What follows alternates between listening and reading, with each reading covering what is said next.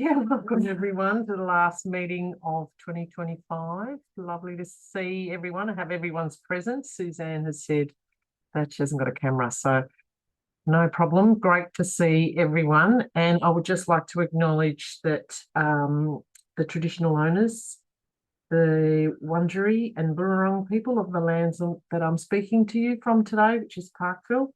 I also acknowledge the traditional custodians in the various lands on which you work today. I pay my respects to elders past, present and emerging, as well as any community members who are present in the meeting today. So last meeting for 2025, the key thing on our agenda from our perspective is we've got a new protocol around medical abortion without ultrasound that we're really happy to share with you tonight. Carolyn has let us know from 1-800 My Options has let us know that she's not available. I'll just do a really quick report and then open it up to people, people in the meeting. Let us know what's happening in your part of the world. All right, so this is where, according to the agenda, we would have Carolyn reporting on 1-800. And I'll just repeat what she told me at a recent nurse and midwife sexual health clinic and hub meeting, that the key thing for 1-800 is that they are preparing themselves for a busy Christmas summer period. They'll be closing their phone line at their close of business on the 24th of December, and they open up again on the 2nd of December. 2nd of Jan. 2nd of Jan. 2nd of Jan. So, so obviously web-based searching is available through that time, and they'll have a voicemail, which I think the voicemail will make some suggestions about services to contact. Just their past experience is that it just gets busier and busier each year. And so if any of you are representing clinics, it's a good idea to let the 1-800 My Options team know that your service is, the closing dates for your service, so that they can they probably want to update their website, but just to update the people who are on the phone lines. All right. I guess in addition to that, it's useful to say for anyone looking for emergency services that our clinics and theatre lists at the hospital always close between Christmas and New Year, but we keep our intake service running, so there's still nursing and social work, and I'll be here during that time as well. So for advice and problem solving, and our first list is on the 2nd. So our last list is on the 24th and our first list is on the 2nd. So we can usually, as we've always managed in other years, pre-book the later gestational age cases and roll with the punches. And in other years, we've worked really closely with 1-800 and it's worked okay. Yeah. Most services shut. Yeah. Yeah, okay. And there's kind of an expectation that you wouldn't be able to get an abortion. That's what patients say to us. I didn't think I'd get one, so I didn't bother to ring till the end of January. Yeah. All right, thanks for that. So on to the next agenda item, which is our newly minted protocol around early medical abortion without ultrasound. And we developed this protocol with Patty and Etka Neal's presence. Etka, people might know Etka, she's the clinical lead at Western Health in their sexual and reproductive health service. And essentially looking at some of the key research studies that inform our protocol. And the reason that we developed it is that there's a lot of interest, particularly in the hubs. There are a couple of hubs that are currently undertaking early medical abortion without ultrasound. And so while there is some guidance around through RANSCOG in particular and Queensland guidelines, but we really wanted to develop a stronger criteria. So that's what we've done. It's only just finished. I can share it. Do you want to? How do you want to do it? Will we just? What if I share it and then we'll go through it? And it's really, I think, fair to say that we've just had a lot of inquiries about it. And while I guess the other contextual thing I would say about it is that while we've used a lot of the overseas cohorts, which we refer affectionately to the research as the pandemic cohorts, that really showed us that we could drop off a lot of the investigation and still provide a service that was timely and safe for patients. So we learned that we didn't have to, we were enabled to not have to do blood group, for example, and then particularly the BPAS studies and some of the studies from the States really informed the thinking around no touch, it was called, or no test telemedicine provision of early medical abortion. And while those cohorts have informed us, we haven't stuck to the letter to their protocols, partially because we have a very different clinical environment. We're not the NHS. We don't have a very uniform workforce or methodology for provision of early medical abortion. And so what we were receiving, correct me if I'm wrong, Kath, but what we were receiving was a lot of concern about this going too far too soon. And it really reminded us of when we were very first introducing medical abortion, that there were a lot of people who were quite uncomfortable with the whole concept of doing a medical abortion. And this seems like the next step. And so I'm just prefacing that when we get to some of the things in the protocol, where we've put it out to some of you who already are quite proficient in prescribing or very confident, or some of the hubs that are already doing quite a lot of very early medical abortion, and they might be a little bit more confident. But we're sort of aiming at the practitioners that are just starting, and it is just a guideline. And if they wish to deviate from that, that's okay. But I just wanted to put that out there. Can I just confirm? Can people see the protocol? No, we can see the create a space. You've got Teams or something up instead. It's not you. No. It was there initially, and then you clicked. I might have clicked a couple of things. Because I've got two monitors. There it is. There it is. So it's coming up on this monitor. But usually the green means that's we're sharing. So if I put it here, can you see that okay, Patty? So you can see the protocol now? Yes. It's just, it starts with background, yeah. Oh. So do you want to, how do you want to do, we haven't talked about this. Do you want to sort of talk it through, or? Well, I think that's a key thing. I guess I don't want to repeat what's written there. No. And I guess I just would talk very generally in what has been the driving forces behind it. That it's being driven by consumers who want access to earlier and earlier access to medical abortion. It's being driven by practitioners who are feeding back to us that particularly once you leave metropolitan areas, that it's really difficult to get a Medicaid or low cost ultrasound, and that's only getting harder for some places. And that some of the practices around waiting for intragestational sac structures to appear are actually anti-intellectual. They're silly. In other words, like waiting till you've got a fetal heart, or till you've proved that there is a yolk sac is not actually evidence-based.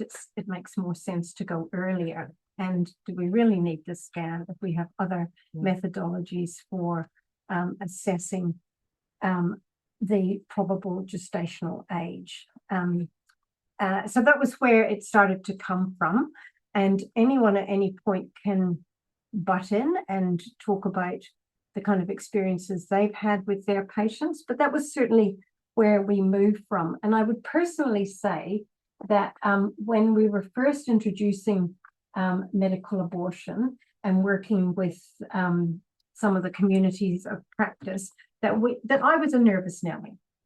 And I remember talking to Philip Goldstone from Maori Stopes, and he went, "Would you ever do it without an ultrasound?" I go, "Never, mate, never, never." You know, because I didn't want to be putting, hi Paul, didn't want to be putting GPs in a setup where, you know, like I work in a clinic where there's an ultrasound at the end of the bed. It's part of my hand almost. It's certainly part of my examination. And so I'm in a much more safe environment. And so to put GPs or nurse practitioners into a situation where they felt that they were being told to do things that they weren't that comfortable with. So, but we have learned a lot in that decade since it's been introduced, and since we've had the floating of MS2 step on the PBS, you know, so people have got more and more confident with it. And that's why I'm saying hello, Paul, having his nutritious banana snack as he joins us is a perfect example, isn't it, of someone who's you've become more and more confident in your assessment of the gestational age of the patient. Would that be right, Paul, as you've done more and more cases and become more and more patient-centered in the demands? Yeah, definitely. You know, I look back to when I first started, and it's the very typical beta HCG scan, etc. And as we've gone on, it's, you know, the early medical abortion without ultrasound, whatever you want to call it, it's become much more commonplace in our practice. And I say our because Kath Bateman obviously is very much involved as well. And women like it. It's done, it's easy, and side effects are lessened. The only caution, it's quite interesting, I don't know whether that's a good time to say it, we have had a couple, and that's sort of 4.5 weeks coming up to 5, where we're not quite sure whether it's worked or not.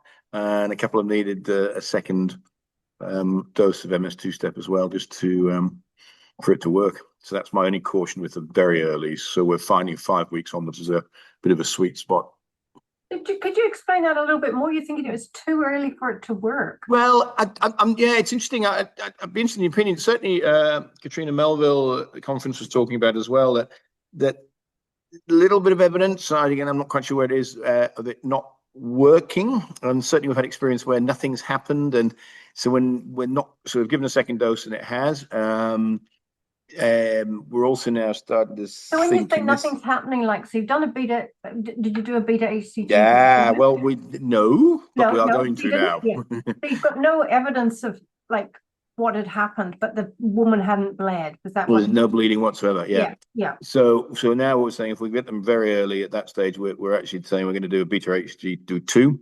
So we have some evidence of that. But at 5 weeks onwards, we're less inclined to do so. So it's early, but it's certainly anecdotally it has happened. We've had 2 or 3. Yeah. And I've certainly had that feedback from some patients as well, that, you know, they are unconvinced by the amount of bleeding that they've had, that they've actually had a successful procedure. Whereas in fact, when you do drill down, they actually have. They just have had so little bleeding. Because it's so early. Yeah. That both the patient and the clinician find it hard to believe, you know. So we've had a couple of those. Yeah. Can I just ask, sorry, it's Danielle. How Danielle, hi Danielle. Hi, how are you? Sorry, I'm off camera, I'm walking the dog. How early are you doing it though? Like how many days post miss period? Oh, well, we've had 4 plus 3, 4 plus 4, that sort of gestation. So missed period positive pregnancy test get to a service. which is really, you know, And so when you a say, career highlight if you can get that, if you can make yourself accessible enough. Yeah. Sorry, carry on, Danielle.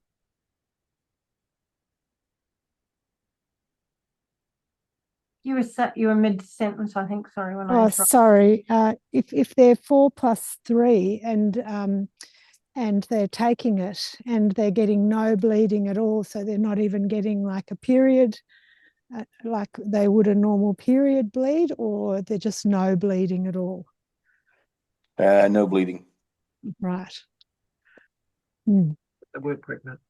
They had a positive pregnancy. They had a positive pregnancy. Positive pregnancy test, yeah. Positive urine pregnancy test. Yeah. Yep. So what we're postulating is if you left them alone, they probably would bleed at some point. They just haven't bled within the follow-up time. Yeah. Right. Yeah. Okay. Thanks. And if we get enough time after this, that segues quite nicely into the whole concept of earlier and earlier use of mifepristone, and in fact use of mifepristone as a contragesic, which we went to a very interesting lecture about last night. So if we have time, we'll get into that, which is the blurring of the boundaries between an early pregnancy and a preventative use of mifepristone. But more of that later. So we'll go on to the criteria for EMA without ultrasound. Can you all see that now? Is it up on your screens? The thumbs are up. Okay, so what we're trying to do is, you know, really drill down on the concept of how to do a screening conversation with a patient so that they're much less likely to need an ultrasound scan. And so use of a targeted menstrual history, which includes, you know, the evidence of the last normal menstrual period, and they're dating from their positive pregnancy test using their flow apps or whatever else they're using. And just to go through this, so we've done it in who needs an ultrasound. So we thought this might be the easiest way, but if the feedback tonight is that it's difficult to understand it this way, we're open to changing it. But is the date of the last menstrual period certain? So use the first day of proper bleeding. So don't count light bleeding, but really talk about, you know, was it like your normal period, and what was the first day of it? How frequent are your periods? Was the last period normal? Bearing in mind that often women will have, you know, a bleed of some sort and call it a period, but when you have a bit of a chat about it, maybe it was an implantation bleed, or maybe it's an ectopic, you know, the history becomes more suggestive. And when was the date of the first positive pregnancy test is also quite useful in terms of dating it. So if the last menstrual period is unknown or more than 8 weeks ago, and certainly those big cohort studies from international studies are really reassuring that women aren't silly. And I know I'm preaching to the converted, but the number of times what we hear is women don't know when their last menstrual period is. They don't know what their cycles are like. They'll say anything to get an abortion. All of those kinds of, you know, bad mouthing of the cohort that would be, you know, knowing their own body and knowing when their last menstrual period was that most women in the huge cohort studies knew when their last menstrual period was. If periods are irregular or much less than 21 days or much more than 35 days, you're going to find a lot of difficulty trying to date the cycle and date the pregnancy. And if the last menstrual period was especially light or just spotting, or the quantitative beta HCG that they've supplied, if they've supplied a quantitative beta HCG, is inconsistent with their dates. So if they say, look, I'm 4 weeks and 3 days, but they did have a beta HCG that said they had a beta HCG of 45,000 or something like that, you'd want to be more certain.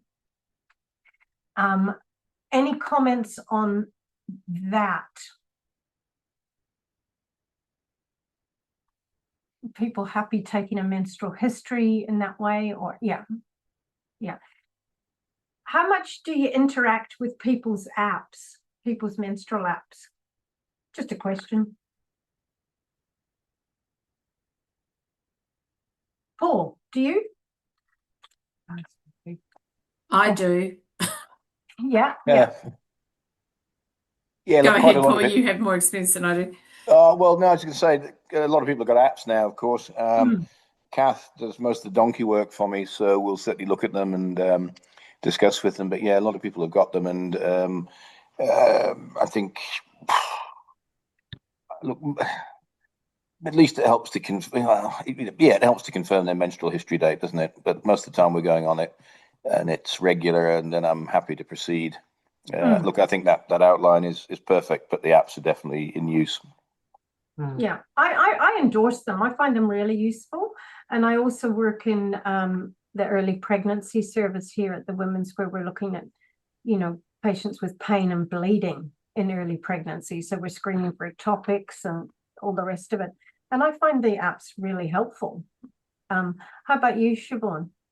Yeah, I do as well, and I don't see that many people for terminations, but I always just think how much better it is. As a menopausal lady, I don't have to worry about it anymore, but I just think, God, it would have been good when I was younger, because it would have been a question I never would have been able to answer. When was your last period?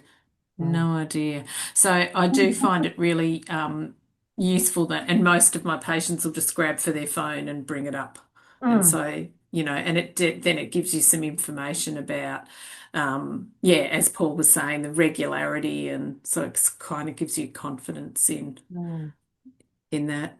And so I think they're great tools. And often people have two. I didn't like that one, so I got a different app and I've transferred. It's just, the modern person. Holly, do you use them with your patients? Yeah, absolutely. And then also I can see how regular they are, because the women will bring it up and start scrolling back, and especially for the first day of their last menstrual cycle, and you can see the regularity as well. But like what Suzanne just put in the chat, all young girls have it. Like, I very rarely have someone who doesn't bring it up on their phone. Oh, Suzanne there. Oh, right. Oh, good. Yes. Yeah. Oh, yeah.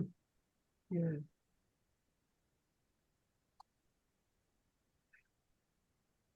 Yeah. So the next section is the history of if they've been using hormonal contraception.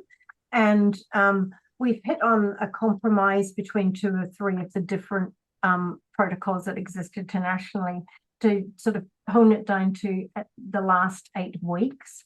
Has any form of hormonal contraception been used? Because the conceiving on the pill or starting the pill at the beginning of a pregnancy is not that uncommon in our clinic. So we might see someone who dates their last bleed, and it was actually a withdrawal bleed, and they're a month or 2 months more pregnant than they thought they were because they just started the pill, etc. We've also included use of the emergency contraception, and we got some feedback, which this is slightly controversial. Maybe some people are not as concerned about this, but the issue with using emergency contraception is that sort of odd bleed that can happen after using emergency contraception that many interpret as their period, and then in the next cycle they think that might have been when they conceived, but in fact they conceived the cycle before. Does that make sense? And the other issue with using emergency contraception is if it fails, you're slightly more likely to have an ectopic pregnancy. So that's where we've sat, and this is just a guideline, and I know that Kath Bateman Paul was saying that she doesn't always agree with that. That's okay. If you're really certain about the woman's bleeding, or she's really certain, but it's just being the most cautious that we possibly can. Breastfeeding, are they currently breastfeeding? Are the cycles regular? Have they been regular for at least 3 months?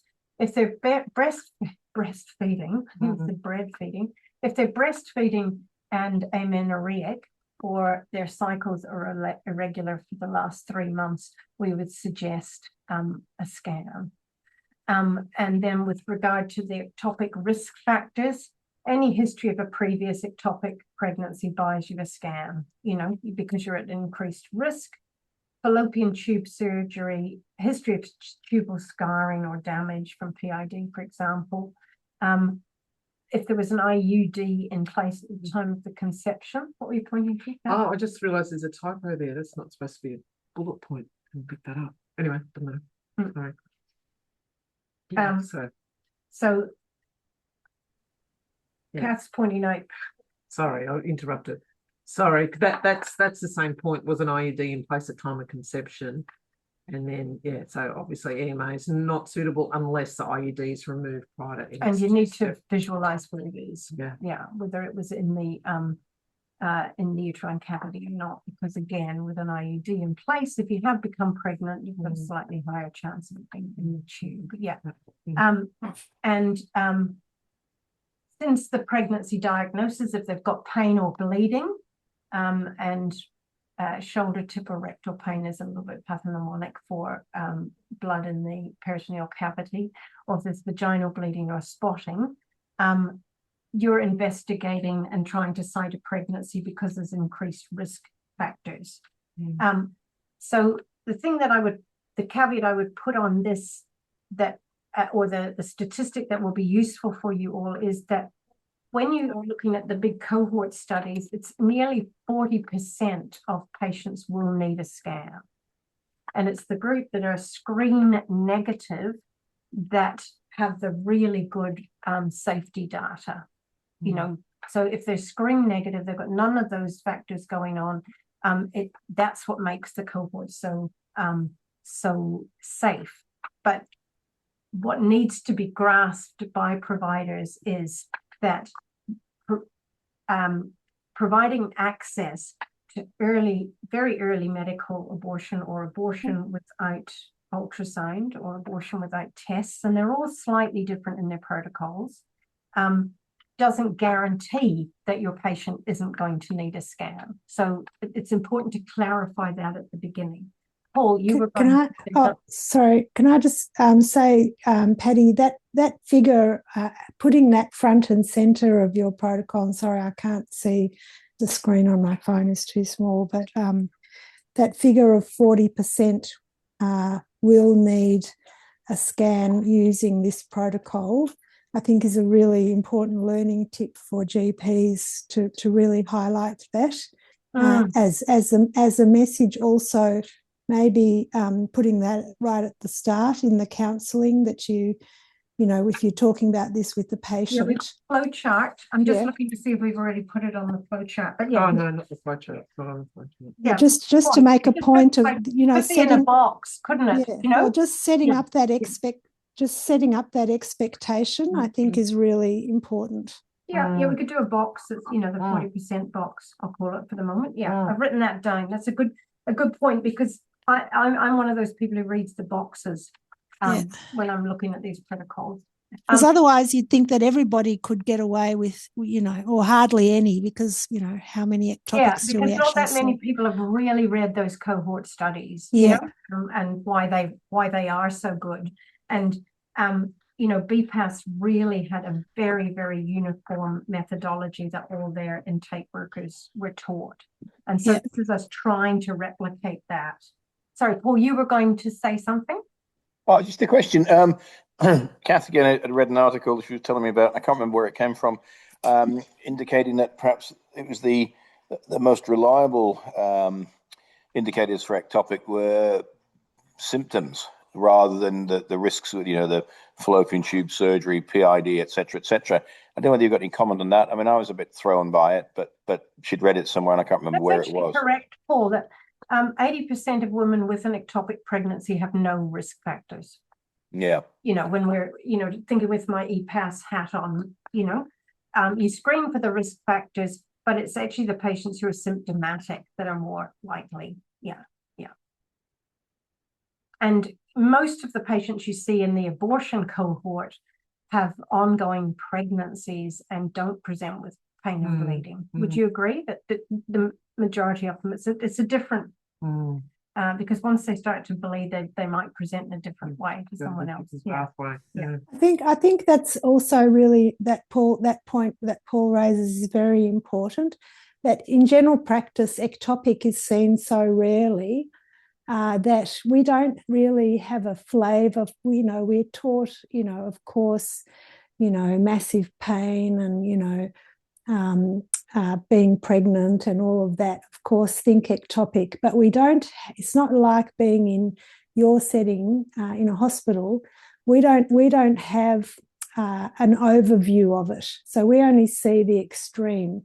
So I think using this protocol to actually provide education about, in general, ectopics present with pain around X weeks.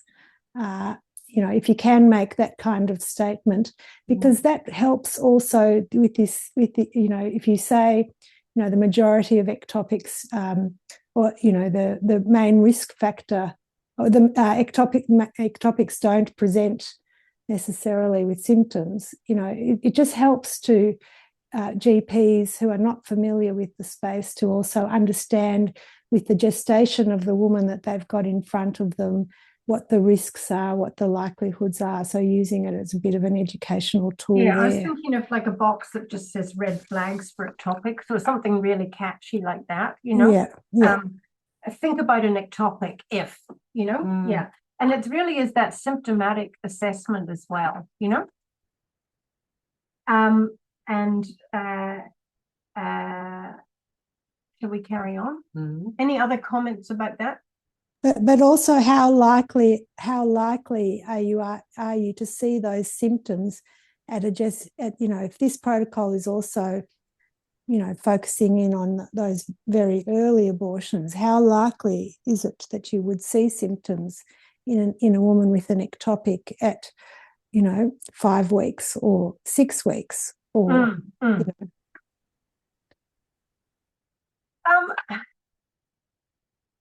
In fact, it's the bleeding. It's the funny bleeding right from the beginning, and the odd history of I had this bleed, but it was lighter than usual, and then I've been spotting ever since. But my pregnancy test is still positive. So we can flag those. Those are and they do present early.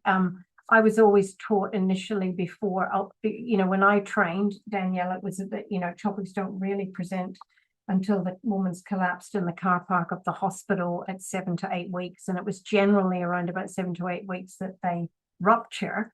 But people now present much, much earlier with ectopic pregnancies, and they present before we can locate the pregnancy. And we often call it a pregnancy of unknown location because they're presenting so early. So you don't see that early, the rupturing and the pain, but you see the funny bleeding. But take your point that might be another good little colored box, that we can put in. Yeah. And then sorry, I've got to run, but this is so interesting. I might catch up with you later about it. Yeah, sure. Thanks. Are you running or the dog? No, I've got to run. I've got to be somewhere at 7:15. So sorry, I can't stay on the line. Yeah. Okay. Cheery. Bye. So we'll go to the counselling points. So which are kind of covered some of the things that Danielle's brought up. That this is a safe option. That ectopic pregnancy is rare, and it's less than 0.2% if the above screening is negative. So that is less than in the population as a whole, because if we take all the women that are having unsupervised conceptions in the world all the time, and we're not scanning all of them, we're allowing them to get to 8 weeks or so before the GP organizes a scan for them, the incidence of ectopic is actually higher in that group, you know, that you haven't done your in-depth screening. So it's a way of showing that this is actually making things safer rather than being a cowboy, which is one of the things that's, you know, the detractors are, you know, bringing up. Ectopic pregnancy is not being definitively excluded, and early medical abortion doesn't treat an ectopic pregnancy. So mifepristone does not have an effect when you don't have good blood supply. So it affects implantation, and you need the concentration in the blood to get there through the arteriole. So if it's in a cesarean scar, or if it's in the end of the cervix, or if it's in the ampulla of one of the tubes, it isn't going to work. Or if it's in an abnormal uterine born or something like that. So it's not going to fix it. So follow-up is the essential thing to ensure safety. And again, I think it's important, and I'm sure you would agree with this, Paul and Holly, to again use that point with the patients that because you've screened them, it's unlikely that they'll have an ectopic. However, if they are not getting resolution of their symptoms, you need to see them again. Provide written advice on when to seek medical help if there's no response to the medication, no bleeding, or significant unilateral pain. And those are the sort of things that we try to in the miscarriage and early pregnancy, where I'll try to educate the community on that, what patients need to seek help for. It's the same kind of issues. All other counselling points are as for routine EMA. And the point that we're making there is at the moment, the follow-up for EMA is without ultrasound, is for usual EMA practice. And one of the things that we've always consistently bleated on about is that you don't need to do an ultrasound for every presentation of irregular bleeding after an early medical abortion while it's resolving, while the bleeding is resolving, because that's one of the little kind of pernicious circles in emergency departments. Is if a woman who has had a very early pregnancy abortion without an ultrasound then presents with some pain and bleeding, the first thing the emergency departments do, and it happens in our hospital, is they just go a bit ballistic and say, oh my God, they didn't scan you, it'll be an ectopic. And then they do the scan, and then they get the beta HCG back. The beta HCG is 33, and they can't see anything on the scan, so they don't have an answer, you know? So it's don't scan them more often because you haven't scanned them before. You know, you're chasing the symptoms, not. And then the whole issue about beta HCGs, I thought we might have a little bit of a group discussion about that. So the big world protocols don't necessarily recommend that you have to do a beta HCG to begin with as a baseline, and they tend to use low sensitivity urine pregnancy tests at the 2 to 3 week mark. So is everybody familiar with what low sensitivity pregnancy tests are? Just that they're expensive. Yeah, they're the expensive ones that go negative at 1,000. So, you know, they're telling you that the person's Sue Wallace hasn't heard of them. So Susan, usually a pregnancy test now is very sensitive. The ones that you buy, like the Blue Zone and all of those ones, they'll go positive at 35. And you don't need to check a patient's beta HCG right down to 0 after an early medical abortion. You just need to check that it's dropped, you know, well below a criteria of around about 1,000. And so the low sensitivity pregnancy tests are deliberately for this kind of surveillance, and they go negative at around about 1,000. So your patient doesn't get a number that you then have to interpret. The beta HCG is useful only if you've done a series, really. And so it's much more useful to just do something that says yes or no. But they're about $20. I think we can get them for 18. Some of the GPs have said they've got them for about 18. Do you use them, Paul or Holly or Siobhan? No. We have got them. We don't use them much, I must be honest. I don't use beta HCG much, I've got to be honest either. I guess this is part of my becoming more comfortable, confident with screening people like you've really touched on, performing the abortion. And really, the important thing now is certainly the follow-up. I think we've learned that lesson.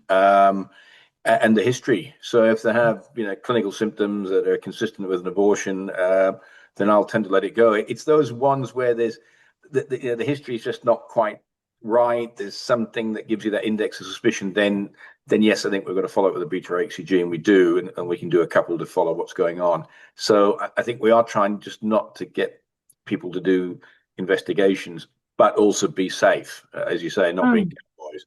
So we've got them, but we don't use them much. The other thing then is a lot of our follow-up is done by telephone. So getting them in to do urine test is tricky. Yes, you can send them away with it, but are they going to do it when they should do it, etc.? And you're never going to recover the cost. So we're tending not to do beta HCGs in this simple, I use the word advised, in the clear-cut cases. So are you using basically a targeted little screen for the follow-up as well, about how much bleeding they've had? And well, yeah, I guess we are, but target how much are people bleeding is a difficult one, isn't it? To quantify how much bleeding. But if we're talking about soaking pads, if we're talking about passing some clots, pain, etc., those sorts of things, then we'll tell that as a good story of a successful abortion. The caution being the very early ones where we just touched on, there isn't a lot of bleeding or a bit uncertain. So that's why we're trying to push people to 5 weeks onwards. But if they're there, happy to go ahead and accept sort of some of the follow-up might change, then that's what we'll do.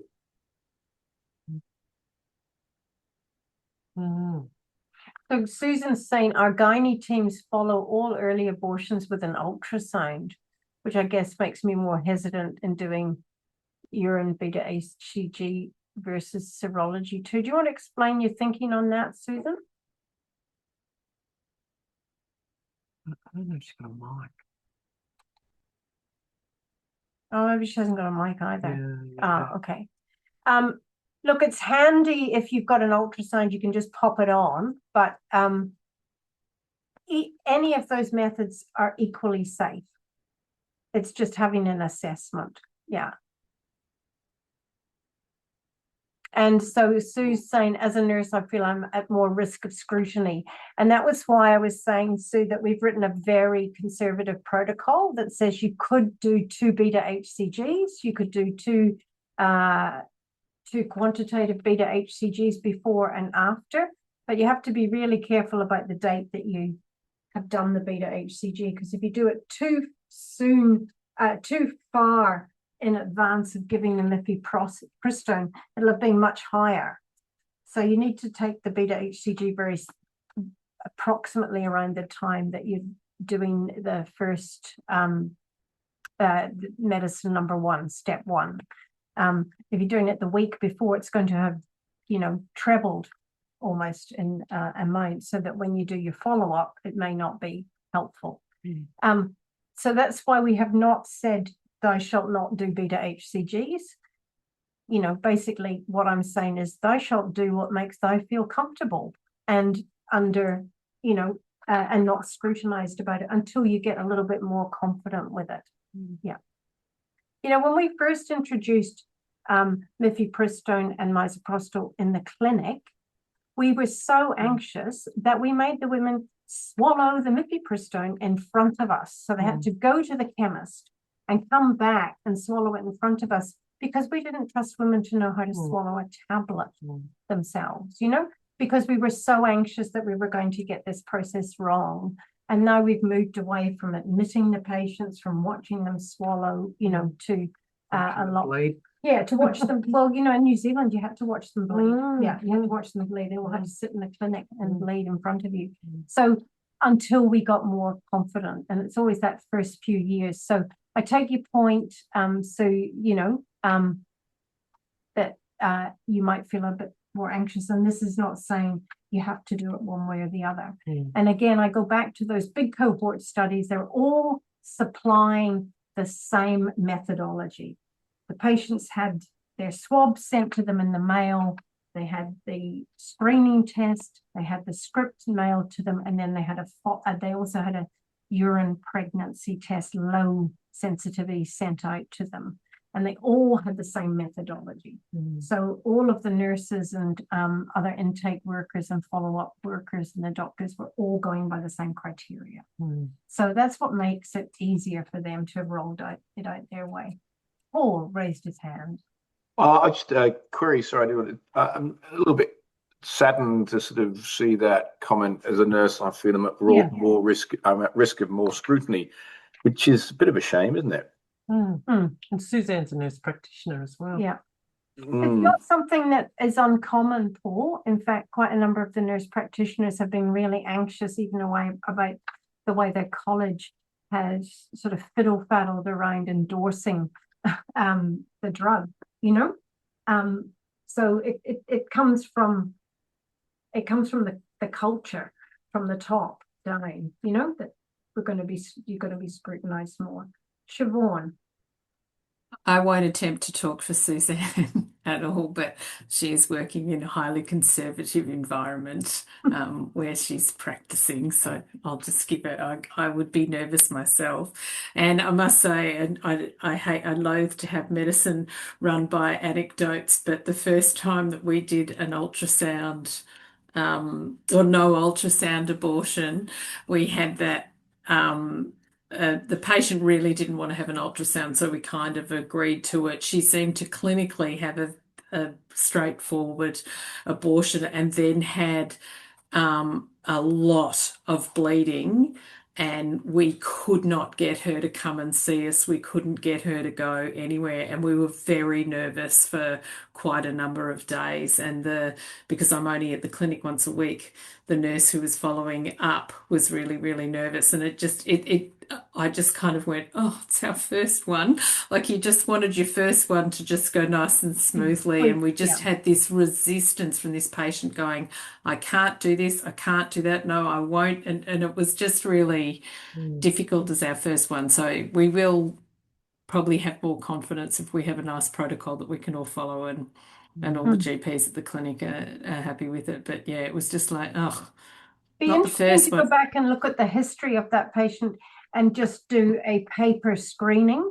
Like The history was a complicated, not sort of medically complicated, but a complicated and traumatic birth history of her first child.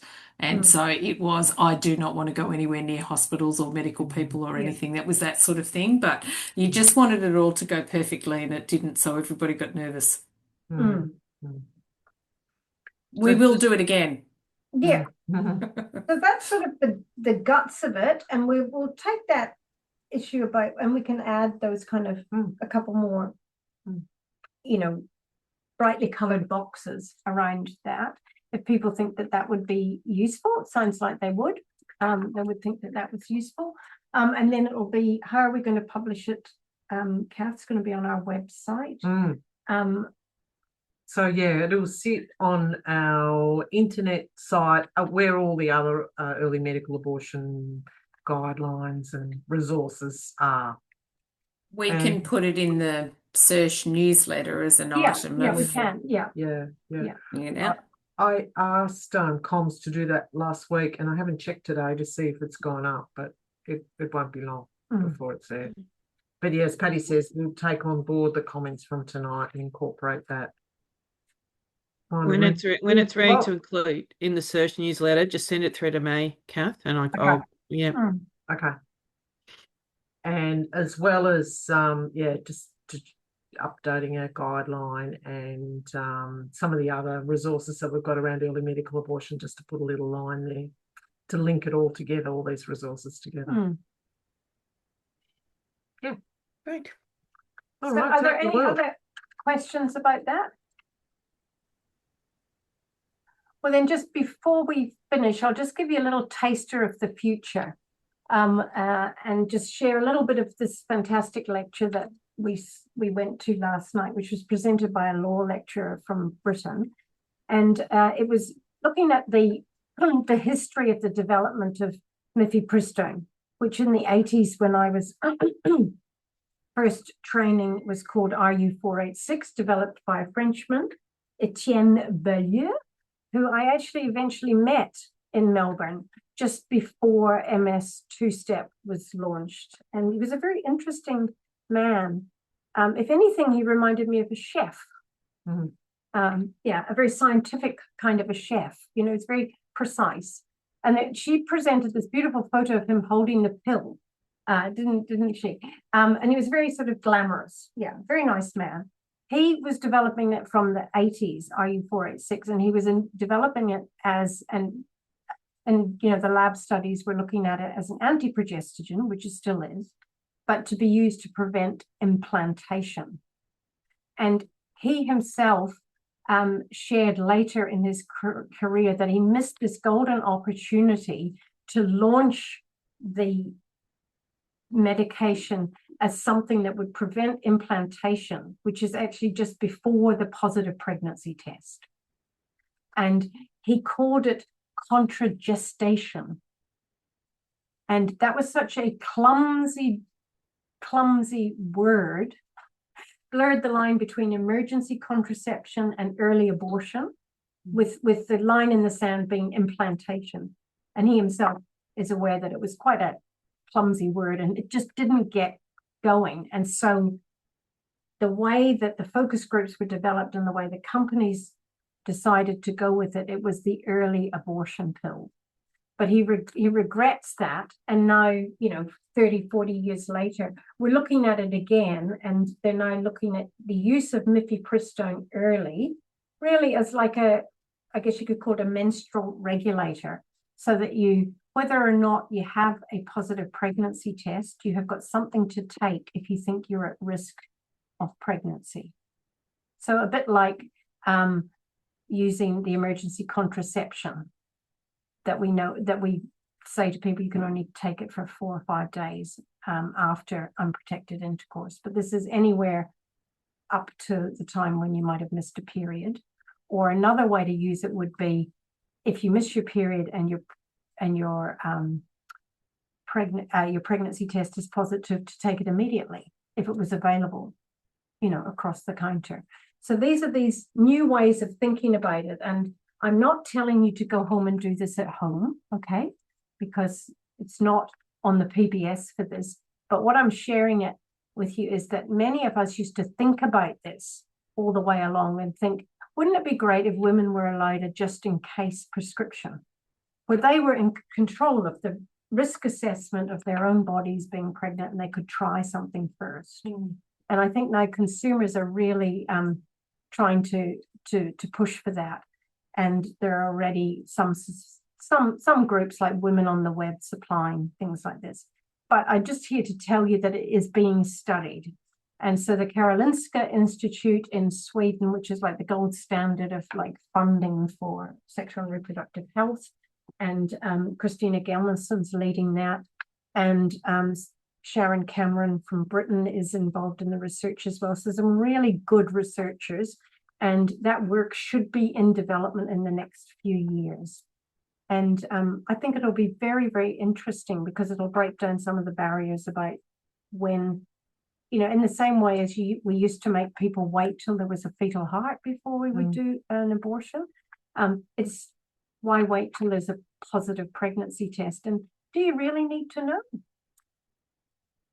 You know, and so it's called fertility management, Paul. You know, I can see you were sort of thinking about this on the hoof. I can see you thinking.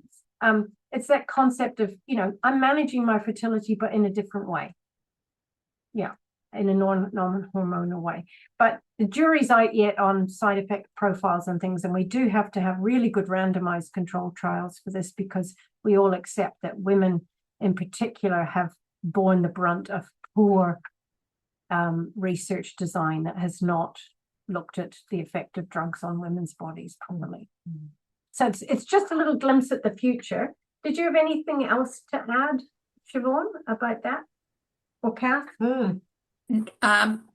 No, I just thought her presentation last night was really interesting in the way she talked about it, which we were talking about before everybody joined, but just the concept of I don't know how to say it other than humanity as an ongoing thing, not as a stop-start sort of you're pregnant, not pregnant, it was just that, life kind of goes on, and trying to determine that point where it's your preconception, post-conception, and what is that line of, fertilized egg implantation, and you keep going on, if you're born, you're not, you whatever. I just thought just the way she explained that was really interesting, and sort of shifting that focus from contraception to just trying to not be pregnant, whatever stage you're at.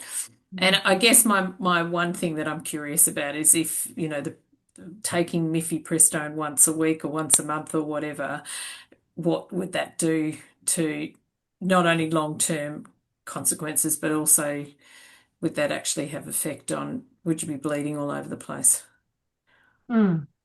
So yeah, I don't know. I don't know whether you have any inkling of, if you took it on a regular basis, would you be having periods or not periods, or bleeding or not bleeding, or what? Yeah, it depends on how often you would be taking it. I think you might have more side effects if you were taking it every month, as opposed to if you were taking it in the context of a early pregnancy test. In recent years, Siobhan, I have said to all women that I see in the clinic, women and people with uteruses, how often do you pregnancy test? And that really, why don't you just spend the money and do a pregnancy test every 5 weeks, regardless of whatever contraception you're on, and then initiate some treatment for yourself. And it's not a radical thought, but it's radical practice, isn't it? Like, people don't do it that way, And I must say, I spend a lot of my time stopping bleeding, and as a consequence, spend a lot of my time providing contraception, even though I'm just doing menstrual management. So it's kind of the flip side of that. But yeah, it is a good thing to think about. It's like, and to be sort of to teach young people to be really conscious of their cycle. There's the app, yes, but then what do you do with that information? And what can you do, and when could you do some intervention? And what options are available? What options are available? The other thing I loved about it was her absolute lawyer's precision for language.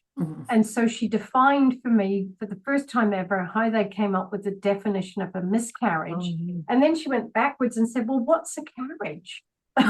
If a miscarriage is, a loss of the pregnancy after implantation, a carriage is the formation of the implantation. Never thought of it like that, Yeah. But it has legal ramifications, because they still have laws in England that talk about the illegal procurement of a miscarriage. We don't have, which is and the sentence is for life. Yeah. Wow. That's extraordinary. Okay. Yeah. So we ended up, it's not time to finish, but we ended up having a little drink with her and decided that, in summary, England's got shit laws and fantastic access, and Australia's better at the laws but could do a lot better in terms of access. Just before we finish, I'm aware that there might be some news that people want to share. If this is an opportunity, sorry we've left it till after. Well, I suppose touching on the early medical abortion and no ultrasound, we met up with the group in Cairns to promote this, and they have now taken up the cudgel and running with it in Cairns quite successfully as well.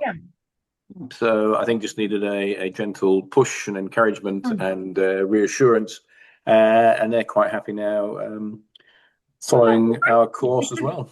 Your example is probably more empowering than, like a tertiary hospital's example of use of, MTOP. Well, it is because the use of MTOP in a tertiary hospital does not translate to rural Queensland, yeah. you know? Yeah, it gives people primary care access. That's why developing these models through Mm. search and through our communities of practice is so powerful, I think. So that's great. Well done. Well done.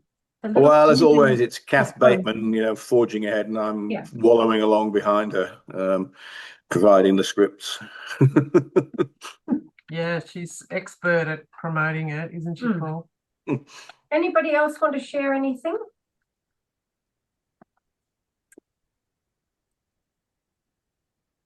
We were going to determine our next meeting dates. Did you want to propose anything, Sophie? We could at least do the February one, probably. Yeah, Or okay. yeah. When do we normally have it sort of early mid-Feb? Any preference for anyone know what they're doing around that time? Early-ish Feb, 11th. 11? The 11th? Yeah. Which is the Wednesday. Yeah.